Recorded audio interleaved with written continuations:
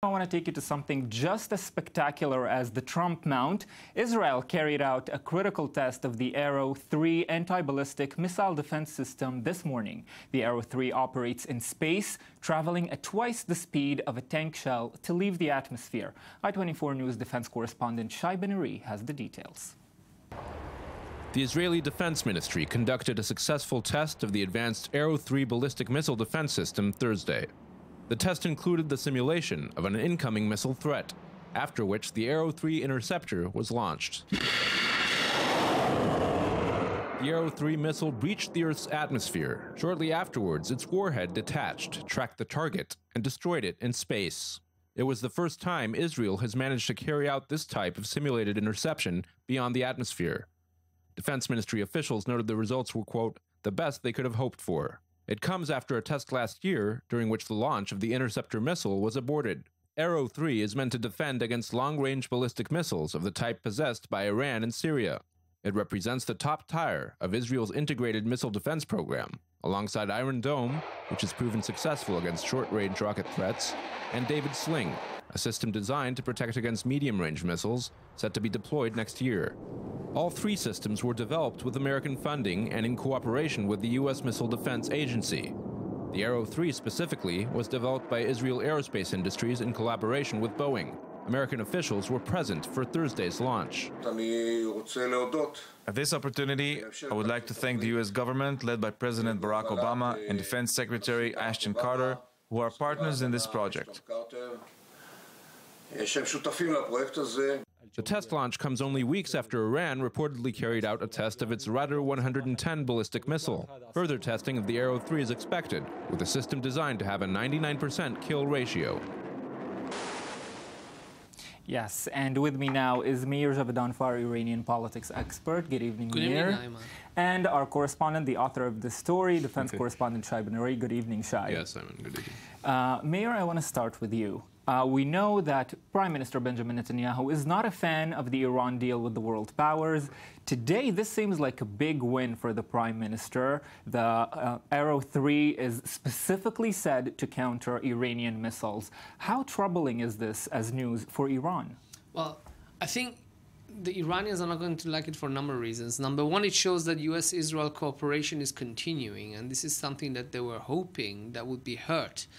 But as part of the nuclear deal, they were hoping that there would be divisions created between the Iranians and between Israel and the United States. Also, and I'm assuming here, if I were an Iranian general and I was looking at this, I see that Israel has got missiles that can blow away or destroy a moving missile in space. Then how accurate is it going to be with their missiles, which are aiming at some of our stationary targets? So I think, in terms of showing that we have good weaponry system and that our cooperation with the United States is continuing, I think this is good news for Israel and bad news for the hardliners in Iran. And Shai, if we talk about that this is good news for Israel, the Arrow 3, tell us about the advances. And also we know that last year a similar experiment was conducted and failed. Right. Many sources described that experiment last year in September of last year as a failure. The government was altogether more cautious with its wording. It was a very interesting incident. What happened was basically the target projectile was fired over the Mediterranean Sea. Systems on the ground were able to track it and receive data, and a decision was taken not to fire the interceptor missile on basis of data received. In general, we can say that these missiles are very expensive, and the reason the decision was made on the basis of that data to not waste a missile. That appears to be the situation. The Russian military was actually the one that noted the target missile flying over the Mediterranean. This time, we're talking about an altogether more successful test with both the target and the interceptor being launched, and indeed an interception taking place over in space. It's worthy of mentioning that Lieutenant General Patrick O'Reilly, who used to head the U.S. Missile Defense Agency, said back in 2008, the Arrow 3 is a more advanced system than the U.S. ever attempted in its own programs. It also has to be said this system is specifically designed to meet Israel's specific security concerns, especially in regards to Iran. And following Moshe Alon's comments about American involvement, what do we know about that? Are they interested in acquiring this? Were they part of establishing the system and making it successful? Well, U.S. and Israel are very much, there's a very strong collaboration going on for a number of years on a number of different missile defense systems, including this one as well as Iron Dome and David Sling. And we're talking about a very invested interest of the U.S. and as regards this region and its own threats and the defenses that it needs in regards to these kinds of threats. But it's also interesting to see Israel and the U.S. really underlining the cooperation that does exist. Even on the backdrop of the tensions over the Iran deal itself, we're seeing Defense Minister Yalon and other officials giving a lot of credit to U.S. President Obama and the Pentagon in general and for their collaboration on these projects. I think one point just to add is that according to the Times of Israel, apparently 10 Scud missiles have gotten through from Syria to Hezbollah.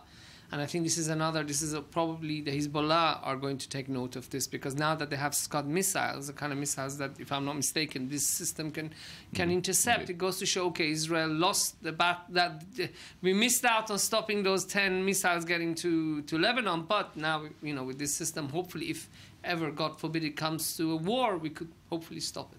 And Mayor, what do we know about how advanced the Shihab 3 is when compared to this seemingly extremely impressive development with the Arrow 3? The Iranians have been investing in a missile system for a long time, and this comes from the times of the Iran-Iraq war.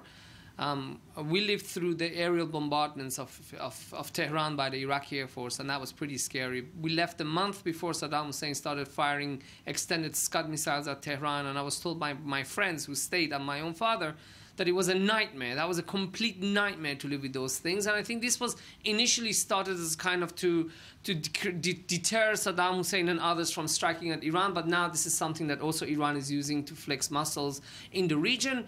I'm not a technical expert, but I would hope, and I'm assuming, that these anti-missile systems that we are developing are built in order to, with specifications that they will be able to stop any Shihab 3 missiles that Iran has. I also have to caution regarding the quantity of the missiles that Iran has. If I'm not mistaken, and Shai maybe can correct me, we're not talking about more than 200 Iranian Shihab missiles that Iran has that could fire at Israel.